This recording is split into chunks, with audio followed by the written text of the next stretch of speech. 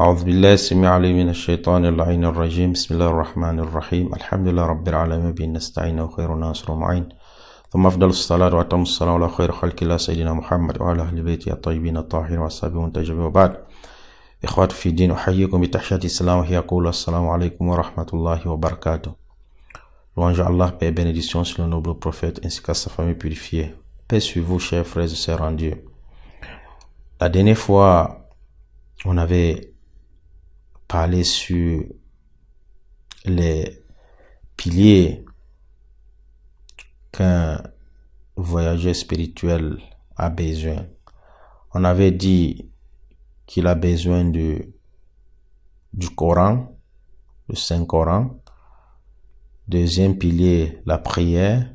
Et troisième pilier, c'est d'être le vicaire d'Allah ou le représentant d'Allah sur terre.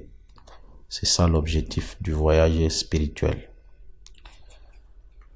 Pour amener des preuves à ce qu'on avance, on aura besoin de citer certains, de soutenir avec des versets coraniques.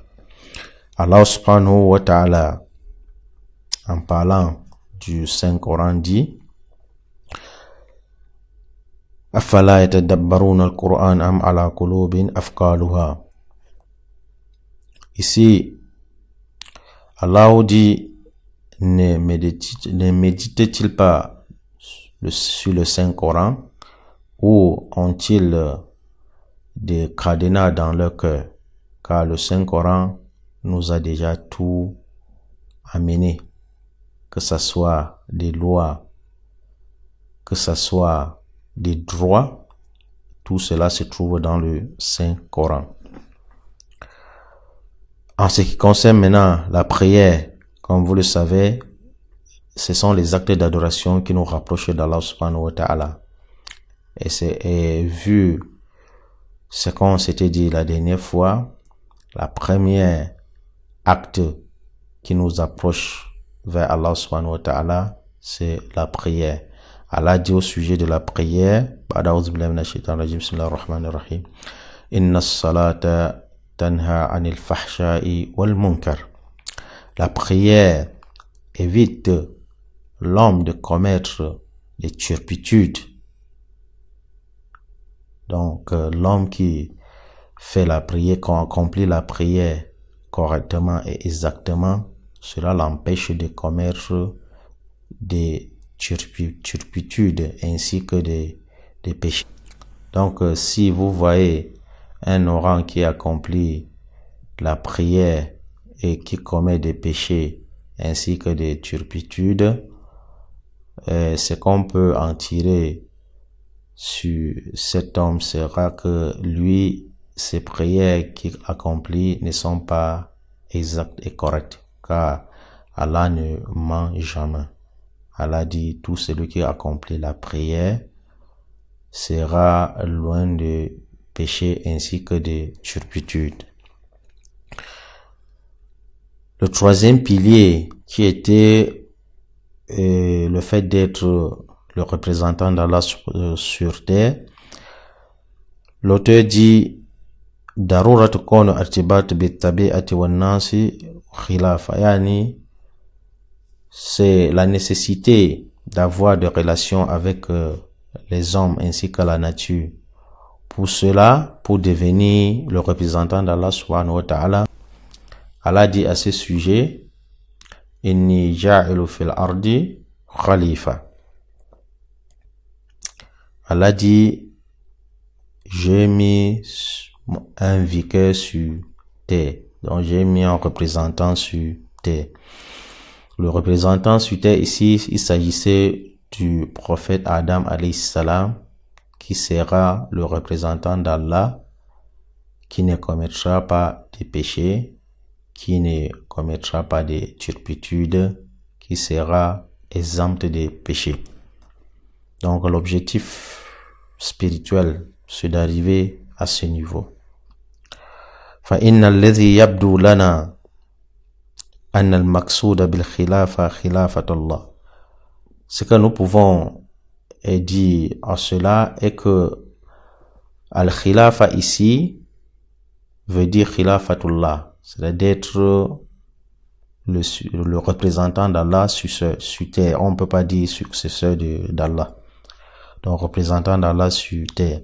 وَلَيْسَ خِلَافَةُ إِنسَانُ صَابِ عَلَى وَجْهِ الْأَرْضِ. Donc, ce n'est pas le fait d'être successeur d'un être humain qui est déjà décédé. Parce que quand on parle de successeur, ici, on sous-entend qu'il y avait d'abord une autre personne qui est partie et que l'autre revient pour le remplacer.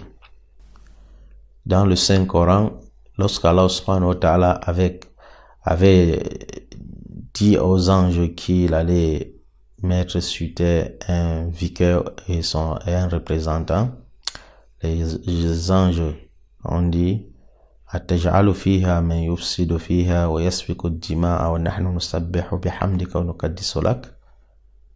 Les anges s'étonnaient en disant que vas-tu mettre encore quelqu'un qui va faire couler du sang alors que nous te sanctifions, te glorifions? Allah dit Inni a'lamu ma la ta'lamun, je sais ce que vous ne savez pas. Donc ici les anges, lorsque Allah subhanahu wa ta'ala a prononcé le mot khalifa, automatiquement ils se sont dit que le mot khalifa veut dire successeur, remplaçant.